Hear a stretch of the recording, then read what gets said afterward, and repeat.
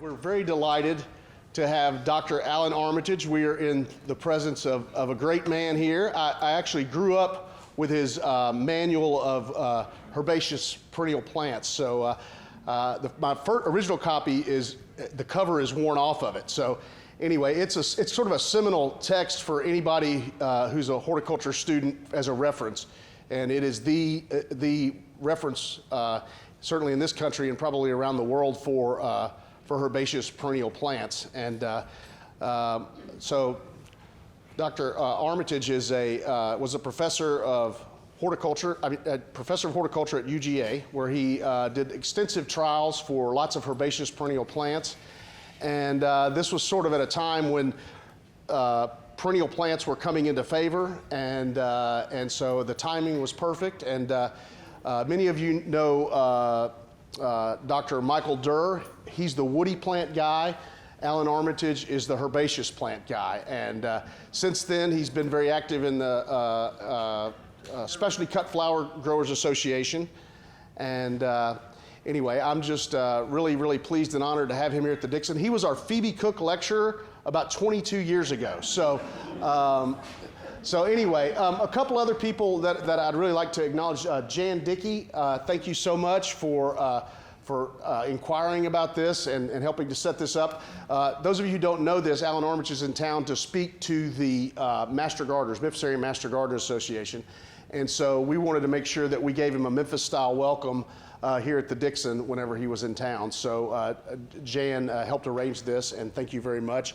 And we also have the board of the Memphis Area Master Gardeners here. Raise your hand if you're on the board of the Memphis Area Master Gardeners, okay? And let's give them a round of applause. I tell you, our plant sale and many events and the volunteers that we have, most of the volunteers that we have are Master Gardeners. And the plant sale would not be possible without Master Gardeners. Carolyn Brown is the sort of the ringleader of all that and a Master Gardener. And so anyway, we're very, very thrilled to have Dr. Chris Cooper here. You may recognize him. He's a little bit of a celeb. He does the family plot. And so he's the voice of Mid-South horticulture. And Dr. Chris Cooper actually took it to a new level. I was at UT Extension before Dr. Cooper, and so anyway, he's really taken it to an unbelievable level, and they have one of the finest Master Gardener programs in the country, and the largest in the state. So it's a lot to manage, and he does a fantastic job with it, and we're glad to be friends with Dr. Chris Cooper. So I hope I haven't missed anyone, but anyway, without any further ado, I give you Dr. Armitage.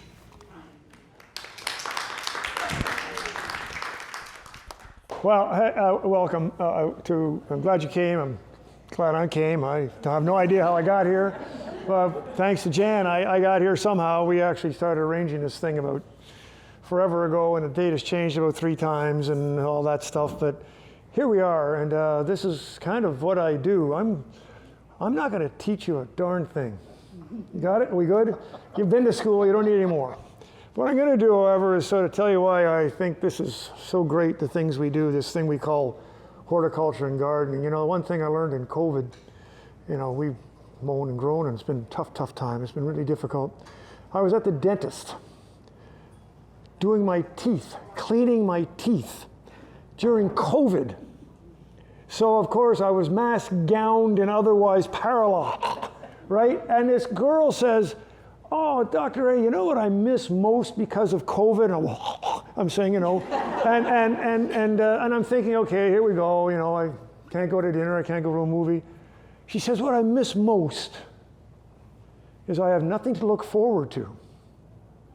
And I said, "Oh," and I went back and I thought about this, and I want to tell you, I mean, we can talk about little old ladies with white hair and hats. We can talk about little old men with white hair and hats, okay? But I want to tell you what we have that so few others do. We always have something to look forward to. You put a seed in the ground, you wait till it germinates. You put a bulb in the ground in the fall, it comes up in the spring. You put a seedling in a sapling, and you got a tree. We're always looking forward. Not a whole lot of people have that really kind of cool thing. And, you know, it's one of those things that I think COVID made really, really obvious. There were more plants sold, more nurseries doing well, more everything happening in COVID because people had time to smell the roses. But I want to tell you, if you're here because you're part of the choir. I'm not going to preach to the choir, but we are essential. Don't ever forget about it. We are essential to the well-being of this world. You can't go anywhere, and you talk to a politician who knows nothing. And you tell him that ornamental horticulture is probably the number 2 or number 3 most important industry in their state. You can't go anywhere, down a street, to a hotel, down to the square. You can't go anywhere without seeing an ornamental tree, an ornamental flower, you just can't. Well, they got to come from somewhere. Okay, so the industry of horticulture is alive and well, thank you. Chris, you know that. Dale, you know that. The industry is alive and well, even though it's hard work and people moan and groan, people out of business, into business, but this is cool. So I'm going to talk about some things that you might like to do. We're going to go for a walkabout in a bit. So I'm going to give you a preview of some of the things we're going to do. I do walkabouts all over the country, all over the world. It's crazy. I do Facebook Live walkabouts where I get 7,000 people following me around with my little phone. All right, I don't even know what I'm doing, and I get all these people. And we're doing one tomorrow morning.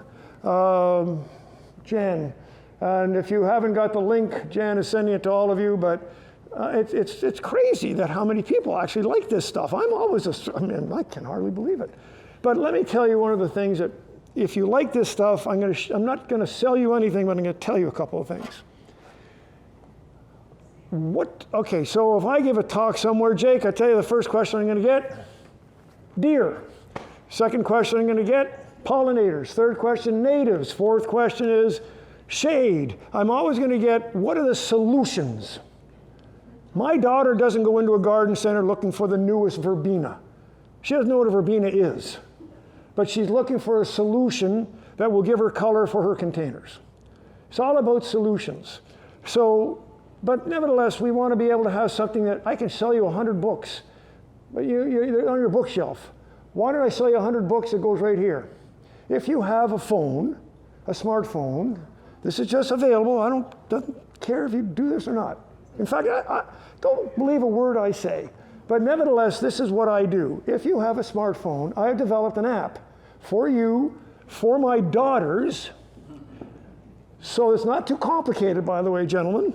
And and it's called Armitage's Great Garden Plants. I will probably demonstrate this at the talk tomorrow if we can, if it works. And essentially on here is every plant that you're growing, how to grow it, what are the best varieties, where to get it, if the deer like it or not, if the rabbits like it or not. Cut flowers, fragrant flowers, etc. is all right here in your purse, in your pocket. It costs a ton of money, $4.99.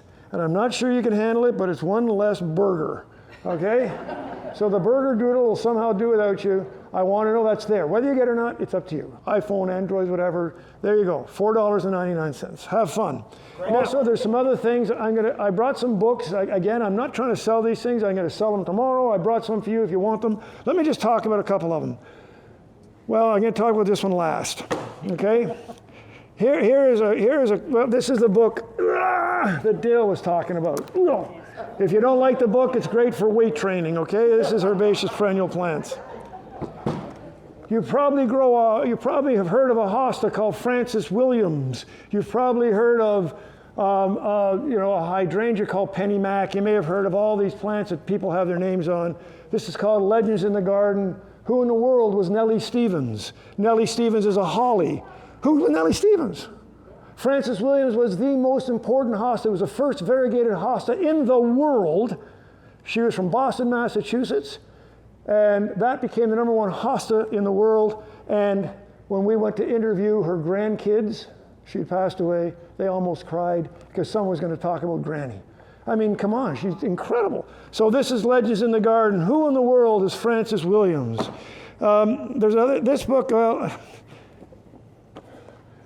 This book, I've probably sold more of this book than any book I've ever done, called Specialty Cut Flowers. This is for the cut flower growers. And this has gone through the roof, the cut flower industry, meaning the 1 acre lady in the backyard that's going to the farmer's market. All of a sudden she's selling flowers. Now she's going to go to 2 farmers markets. Cut flowers are gone through the roof. This thing is cool. If you don't want to do the great big book because it's too heavy, here's a book that has, guys like this one, lots of pictures, okay? So this has lots of pictures, it has lots of stuff, it's good. Anyway, that's all on perennials. But there's a couple of others, one about me, you don't want that one. This is the coolest book. This is the coolest book. If anybody in this room has a child, 2 children, 3 children, grandchild, is a teacher, whatever. In other words, kids. This is called Tales of Big John and Other Creatures. Has nothing to do with plants. This is a story that I wrote about my kids growing up. Big John is my son. The other creatures are my 2 daughters. The stories that they had are the same stories you have. The only difference between my stories and your stories is I wrote them down. This book is 55 years old in the making. It came out 6 months ago, okay? And it's so cool. It's illustrated, and it's got big print, and all sorts of good stuff. But this is a book that I can't keep enough of right now because you don't even have to be a gardener. Tales of Big John and Other Creatures, and if you didn't do anything for Mother's Day, guys, you got a chance. Well, there you go. Okay. Now I told this, we're going to go outside. Don't worry. Don't worry. We're going to go outside. I want you to go back to Victorian England. Okay? Now in Victorian England, the guys and the girls just couldn't go out for a walk. Okay, the woman, in proper society, the woman had to have a chaperone. Okay, the gentlemen, they couldn't really do a whole lot, so they could hold hands. But the gentleman wanted the ladies to know that he was not married. Okay, I can't come up to say, hey, let's go for a walk, and by the way, I'm not married. This didn't happen. It didn't happen now, but it didn't happen then for sure. So they developed a code. Okay? And the code was, I'm going to take a special flower, all right, and I'm going to put it in my lapel. The flower was this, and it became known as bachelor's buttons. It was put in the buttonhole of his suit, and it became known as bachelor's buttons. And that's how this got its name. Is there really somebody called Joe Pye? Really, is there? Yes. It turns out there is, right? Yes, of course. Yeah, and he was from Western Massachusetts. His name was Joseph Piachuca. And that the white people couldn't figure that one out. And Joe would take a wagon full of all, he was an herbalist. He did all these herbs and came into town, and 95% of them, Chris, didn't work. But one did. It was called Eupatorium. And it became known as Joe Pye's weed. And one of the major colleges in Western Massachusetts was a place called Williams College. Well, the president of Williams College, what Eupatorium does actually is it reduces fevers and reduces coughs. And there was a lot of that going around, and this would stop it. And the president of the University of Williams College told everybody this is the greatest thing ever. And Joe Pye's weed became something known as Joe Pye weed. Now, we know it as just this great big old sucker, but of course the geneticists have also made this thing much lower, but there is a Joe Pye.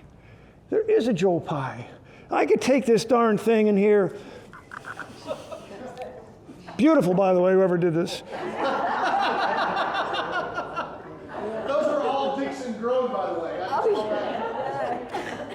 And all I have to do to get any kid, and getting kids involved in gardening is sometimes difficult. They got too many things on their screen. I didn't bring half the stuff. I do a whole lecture on plants for parents to get kids interested, because kids aren't going to show up unless you bring them. But all I got to do is show them a snapdragon. That's all I got to do. And you know that snapdragons are called snapdragons because if you hold them up And just take this little kid, okay, and say, look, it snaps, and say, put your finger in there. Put your finger in there. And they go like that. Oh, and they just jump. So there's so many cool stories on the things that we have in here. So snapdragons and roses, and there's so we're going to talk about this in the walkabout. I'm going to tell you, most of you know this plant. This is our native phlox, Phlox. But I'm going to tell you, if you'd like to know, as one of my students asked me, she said, Dr. A, why is a phlox a phlox? It's because it is, right? I mean, it's a phlox. Why isn't it a dianthus? Because it's a phlox. Well, that's not good enough. So I'm going to teach you one thing. Why is a phlox a phlox? I'm going to show you the phlox test. So when you go to another garden or you go to your own garden, you have people over for lots and lots of wine. You go out there and you show them the phlox test, and you are a hero. I mean, you are so smart because you've shown them the phlox test. But anyway, we're going to do more of that as we walk. And the reason I want to, I've mentioned some of these things. So, I don't know, I guess I probably won't talk too much more after I'm done, but there's some really cool stories. For instance, how many of you, your mother or your grandmother or you, still tell your kids, or were told, to eat carrots? Because it's not even a lie. It is a hoax. Anyway, there's whole stories. I went to my, I'll tell you the story quickly, and then we got to go outside. And you're not going to believe the story. I think we're going to go in one group, so you have a little bit more time. Okay. Anyway, I wrote this book. It's called Of Naked Ladies and Forget-Me-Nots, How Plants Get Their Names. Why is a dogwood called a dogwood? That has nothing to do with dogs. No, truly, nothing to do with dogs. I mean, and Joe Pye, why do you still tell them to eat carrots? Because it's good for your eyes. You can't go anywhere on the internet, look up carrots, and you'll see your eyeballs there. So and why is a poppy the flower of remembrance? Why not phlox? I mean, where do all these things come from? So this is what this book is about. And it turns out that, I'm going to tell you, this is the most unbelievable story. This is probably, after the cut flower book, the #1 seller, because people just love stories. And I'm going to tell you a lot of stories out there. But in the Second World War, when the Germans were invading England, they could come across the channel, nobody could see them. They came at night. They put incendiary bombs so they knew where the bombers came, boom, boom, boom. And nothing could stop them. Well, it turns out that there is this thing called radar. It was invented in 1940, believe it or not, by the Germans. But the English refined it so that radar could be put in their airplanes, and they could start to see the German airplanes coming across the channel. And all of a sudden, the Blitz of London was still bad, but it became much less. But they didn't want anybody to know why, because they were afraid of all the German collaborators in London and England that would get back to Germany and say, they've got this thing, let's get it. So they made up a story. Now, you're not going to believe this. They made up a story that said, the Blitz of London is lessened because our pilots can see the German aircraft at night because they eat carrots. I can't make this up. A whole campaign was done in England for kids. There was a Dr. Carrot for the kids. It was carrots are good for night vision. And when the blackouts went down, people had carrots. It was the only vegetable that you could get as much as you wanted in England in the Second World War. So carrots have nothing to do with eyesight. Now, they're good for it, I'm sure, but they don't do anything. And there's a lot more in here. There's a whole bunch of stuff in here. So I go to my eye doctor. You know I'm going to set him up, right? So I go to my eye doctor. He's doing my things. And I said, Doc, I said, do you think I should eat more carrots? And I'm praying that he has the right answer. And he says, no, Alan, he says, that doesn't really do anything. I said, oh, thank goodness. Thank goodness he knows that they don't do anything. I said, do you know the story? He said, no. I told him the story. Of course, he's told it to every single patient since. But I guess when you go, next time you go to your eye doctor, ask him if you should eat carrots. If he says yes, get another eye doctor. Okay, last little thing we're going to go out. I mentioned this whole thing called solution gardening that nobody really is looking for plants anymore. They're looking for solutions. I put together this tiny little thing. This is my back pocket horticulture, my app and this little thing. And for anybody in the business, they throw about 10 of these in the truck for their people. It's just little things about plants for fragrance.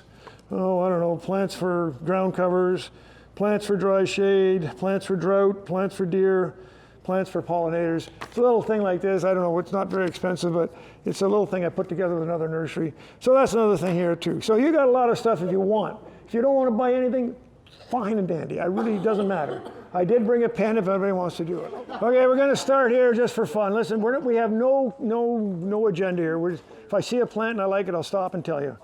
Okay, that's really pretty. Okay, this is anise plant, A-N-I-S-E. If you break the leaves, it smells like licorice. It's kind of cool. Okay, and this is its botanical name you want to know is Alyssium, but it's called licorice plant or anise plant.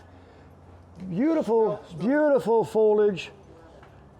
The flowers, on the other hand, stink. Okay, so what we're going to do tonight is just have fun. There's a whole lot of things you got to learn from me. I want to ask you a question. Yes, sir. What do you got? Just if you know, why do boxwood turn like that this time of year? You know, like you get those yellows. I know it's off topic, but The old foliage, if you notice the new growth, it's pushing new growth. That's just the old leaves foliage? don't last forever. Yeah. So if it's internal like that, the old foliage is falling off. that's natural. Natural. Okay. Jake asked a question about why do the boxwood leaves look, and there's lots of boxwood problems, but what you always look for a plant, if you're kind of worried about some disease, always look for the new growth. If the new growth looks good, okay, and that doesn't mean it's not disease, and then maybe in 3 years it'll go, but if the new growth looks good, that's probably very natural. Okay. If the new growth is not coming or it's kind of, that's not good. Okay. Okay.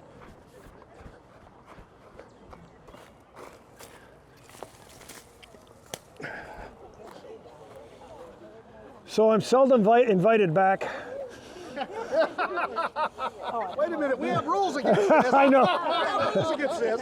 You know, Dale talked about my very good friend and good horticultural buddy, Michael Durr.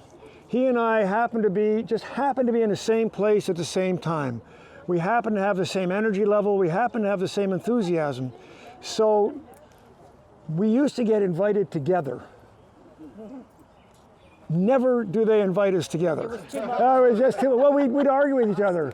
He'd say, oh, those crappy little petunias, and he'd step on them, and I'd say, well, the only good use for a shrub is to put a vine on it, and we'd go back and forth, but we had a ball, and they loved it. This is an iris, obviously. This is a wonderful iris. This is called the yellow flag iris, and you can see what it does. It loves water, by the way. It doesn't need to be in water, but a lot of water will not hurt it. It's also invasive. It's on a lot of invasive plant lists, by the way, especially if you have near some water. People don't like you putting this thing near water because it'll start going into the wetlands. However, it's got a cool story. Again, one of the many wars that France was involved with, the King of France, by the way, was Louis XIV, and he was saved. There was going to be he was saved by a man who held up this iris to show him that there was the enemy coming. And he loved the fact that this iris was shown, and it became known as the flower of Louis. And we know it better as the fleur de lis. And this is the fleur de lis on the French flag. It's also the same fleur de lis that is on the flag of the province of Quebec in Canada. So this is a very historic iris. I love it. Put it in a container. That way it doesn't escape anywhere. And the foliage is as pretty as the flowers. It stands upright and it looks good. So this plant, we all know this as foxglove. We also know it as digitalis because, come on, heart medicine, digitalin, okay, the heart medicine, yeah, yada yada. Why is it foxglove? What's it got to do with foxes? Come on, Jake, what's it got to do with foxes? Anyway, there's a really cool story about this. It's in that little book I did on naked ladies, but essentially it's a fable. And it's a fox that was trying to get to the hen house, and he couldn't because he made too much noise. And this little fairy came out and told him that maybe if you put some of these flowers on your toes, on your digits, it would make you slower. And that became known as the fox's glove. And it's now foxglove. Now, again, is that of any value to you as a gardener? Absolutely not. But what fun to tell these stories. And of course, it's a lovely plant, and it takes shade, and it takes all sorts of good stuff. And there's another cool plant here that only Dale can grow, and it has this weird name called Coryngosoma.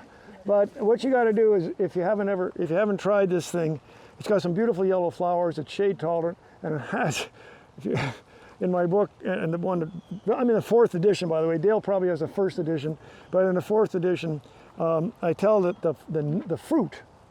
So it goes, of course, you know, flower, pollination, fruit, and seed. So the fruit looks like a nightmare from Stephen King. It is really, it's cool. You really like that. You really like that. Anyway, so it is a good plant, though. And We'll have to revisit this after the wax yeah, bells are that's done. right. So what I do a lot of just chatting with people, and I find that that app was done because there's a ton of information, but you never can find it. And often, do you know that there are 7 books, 7, on gardening for dummies? 7 books. Each book is approximately 200 pages. And I ask you, what self-respecting dummy is going to read a 200-page book on something they never heard of? We've made gardening so complicated. So I do a whole series called Common Sense Gardening. That's what I need to come back for you guys for. Common Sense Gardening. So I've written all these books. A question I always get is, when do I prune my hydrangeas? Do I do it now? Do I do it in the fall? Do I do it as a new wood, old wood? Oh my God, it's so complicated. My next book is going to be on pruning. Chris, you can edit it, okay? It's going to be 100 pages with hardcover, $59.95. 99 pages are going to be empty. The page number 1 will consist of the entire content of the book. For pruning, I am now going to teach you all you have to know about pruning. And it is cut back after flowering. Period. Period. Here's a deutzia. It's flowered. If you want, cut it back now. Don't wait till fall, but you can if you want. By the way, not a single plant has to be pruned. There's nobody out in the woods in their native environment with a pair of secateurs pruning anything. Maybe the deer do. The only reason you prune, shape, or whatever is because it fits better in your garden. When do I cut it back? Cut back after flowering. So if it's a hydrangea that your grandmother likes, the pom-pom types, the biggies, they flower on old wood, you know, so if you cut it in the fall, you get no flowers. You don't have to remember that. Cut back after flowering. It's going to flower in the spring, cut it back. It'll do it then. The ones that flower like the paniculata types, the limelight types, they flower later on, cut back after flowering. You don't have to know whose wood they're blooming on. It doesn't matter. It is so simple. $59.95? Okay, you can edit that. Common sense, ladies. Common sense number 2. Question I'm always asked. When do I fertilize? What do I fertilize with? Okay? A, the plant doesn't give a flip. It's nitrogen, potassium, and phosphorus, okay? Now, where it gives a flip is these Vigoros and all these other things you buy are carried in what's called salts. If you put too much on, the salt kills the plant, not the fertilizer. So, here is the deal.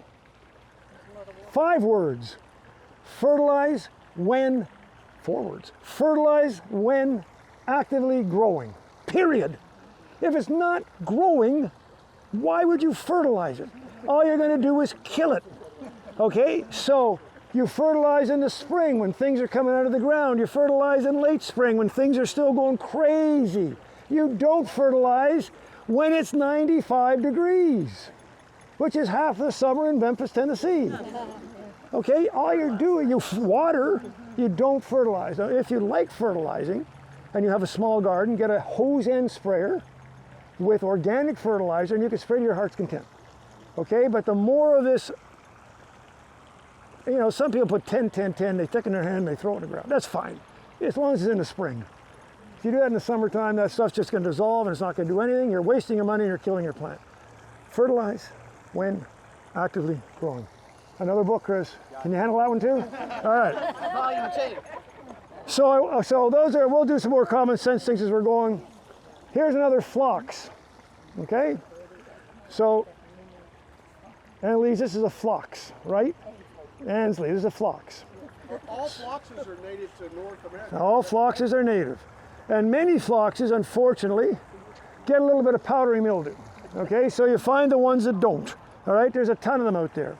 But I'm going to tell you how you can really look like you know what you're doing. Why is a phlox a phlox? Okay, I mean, why isn't it a deutzia? Well, obviously it just isn't, obviously, but you gotta do better than just because it is. We're going to do the phlox test. Would you like to do the phlox test? Here's what you do. You get your little people in your garden, they're drinking lots of wine, and somebody will say, sure, okay? All you do is you put your finger and your thumb right there, and you pull, okay? Now what she's done, she's pulled the whole petal tube. That's the petal, this little tube. That's about the only plant that does that even comes close to looking like a phlox. Why is a phlox a phlox? Because it pulls out. Here's another phlox. You think that does the same thing? Do your phlox test. Isn't that cool? Do the phlox test. And you do that and you say, oh my God, I am smart.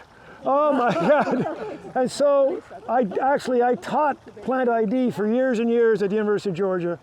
And you know, it's one thing to say, you know, learn a phlox and I'm going to give it a test tomorrow or whatever. It's much better to tell them why a phlox is a phlox. And, you know, and they get the whole leaf thing and all that, but that's cool. So that's why a phlox is a phlox. And this is Chattahoochee, by the way. This is a hybrid phlox. It was found there in the Chattahoochee River in Georgia, and it's beautiful.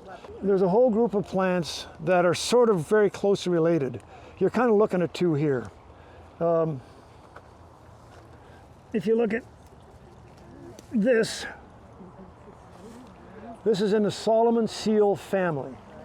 This is also in the Solomon seal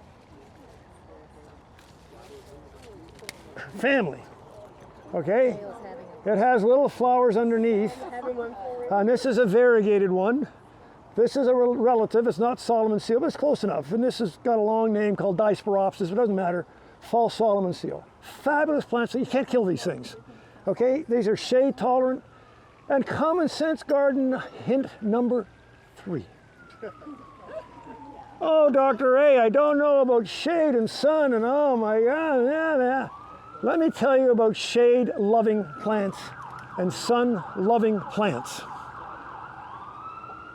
As we all know, plants don't love anything, okay? Plants tolerate things. All that a shade-tolerant plant means, now listen, I got another 5-word book here. All that a shade-tolerant plant means is don't put it in afternoon sun. That's all it means. You can put any plant in morning sun. You can put this thing in morning sun. You can put hostas in morning sun, but don't put them in that blazing afternoon western sun. That's all it means. So if you get a plant that's shade tolerant, it'll call shade loving, of course, everybody does that.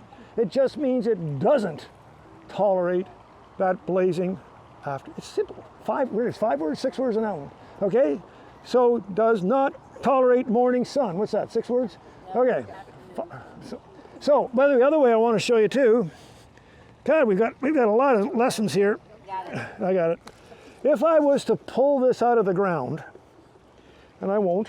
You can. No, but I have to dig it out. Okay. It has a real gnarly root. Okay, gnarly meaning it's kind of. This is actually, Solomon's seal is actually native to Southern Europe and into Asia. Okay? And it is said, the story it is said, is that that root, once cleaned off and put in ink, could be used as a seal. And who used it as a seal? King Solomon. And it became known as King Solomon's seal, or as we know it, Solomon's seal. Now, I know these stories, you say he's just making them up. I can't make them up. Now, whether they're true or not, I don't know. I wasn't there. But the fact is, this is supposedly where, and isn't that a cool story? I mean, so then somebody gets asked, who's King Solomon? You can do the whole Solomon thing if you like, and wisdom and all that kind of stuff. And by the way,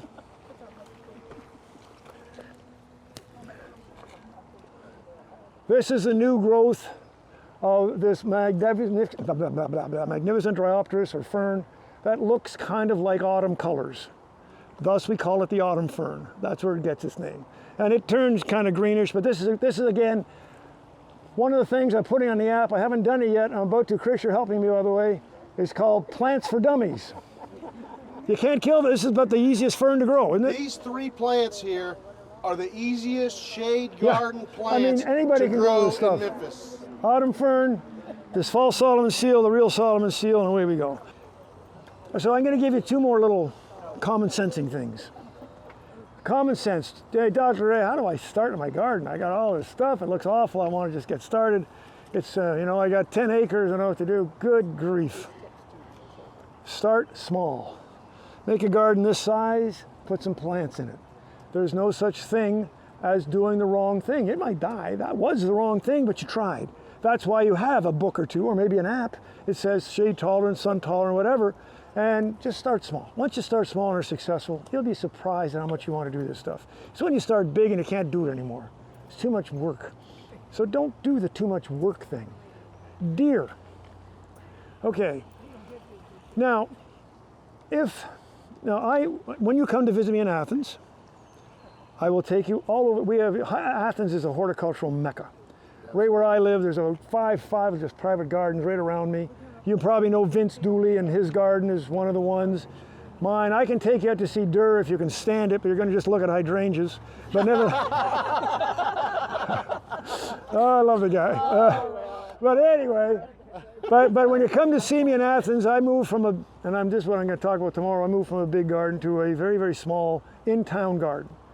So I think if I had one thing to tell all of you, get smaller. Okay, it's just so much easier. But I use a product called Liquid Fence. Liquid Fence you can buy anywhere. You can put in a backpack sprayer and do the whole 10 acres, or you can do what I do and put it in a spritzer bottle and spritz it, and leave that bottle right in the garden. Every time I go to the garden, I see that bottle, I say, oh, the roses are budding. Oh, I don't ever put a hosta where there's deer, of course, and I know what plants that they really are going to go for. But the deer thing is a major, major issue in gardening. Major issue. People give up gardening because of deer. And I understand it. If you've got a herd of 30 deer in your garden and they're all sleeping there each night, you're probably not going to grow a lot of hostas. Okay? But there are plants that deer really do not eat unless they're starving. I've heard it. Deer eat everything. I hear it all the time. They don't eat everything. Okay? They're going to eat the stuff they want first. They're not going to eat salvias. They're not going to eat lavender. They're not going to eat a ton of stuff unless they're starving. Well, let's hope they're not starving. Okay, so there's plants you can put in that the deer are not going to eat. Now, if you absolutely have to have a hosta, then make sure it's sprayed. And I do Liquid Fence. It says every 20 days. I just do it when I think about it. I got my roses. My lilies are budding up now. I know the deer, boom. And eventually the deer just figure out what the heck, go here, go over there. I'll go to Jake's garden. I don't know, my garden, not worth it. Now again, why is a phlox a phlox? We all know now how we can show somebody why a phlox is a phlox. I can now show you why a dianthus is a dianthus. I can do this all day and you really will go crazy. I'll end up with 2 though, because that's about all we can handle. So the botanical name for this is dianthus. But what is the common name for dianthus? Pinks, right? Duh, they're all pink, sort of. But when we look at this plant, when we look at the flower of this plant,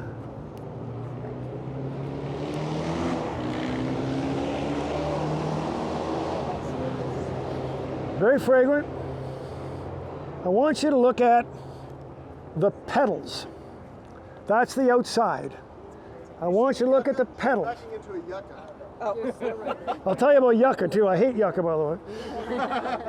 Look at the petals and notice how they're all serrated as if they have been cut with pinking shears, and that's where the name comes from. It does not come from the color. Now, teach that to somebody under 50, okay? Or under 40 for sure.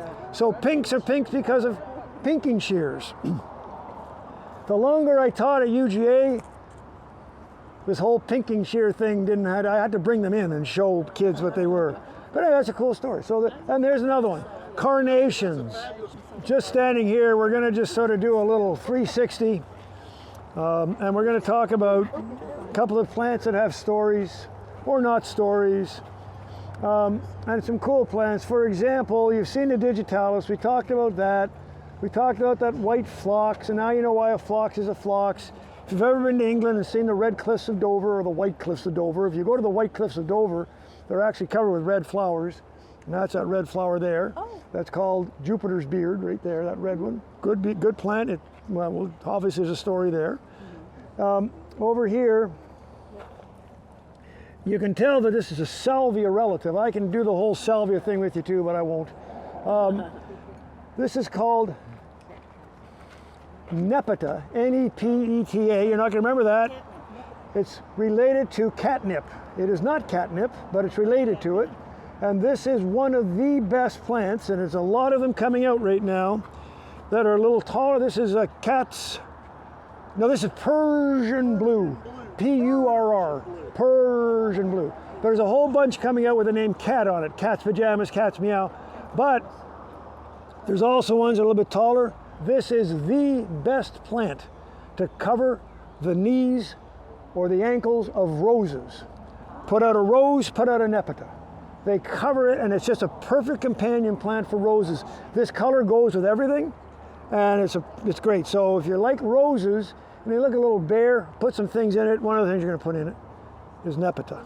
This is a plant called, behind me, it's a fabulous plant, by the way. There's all this stuff right there, that purple leaf stuff.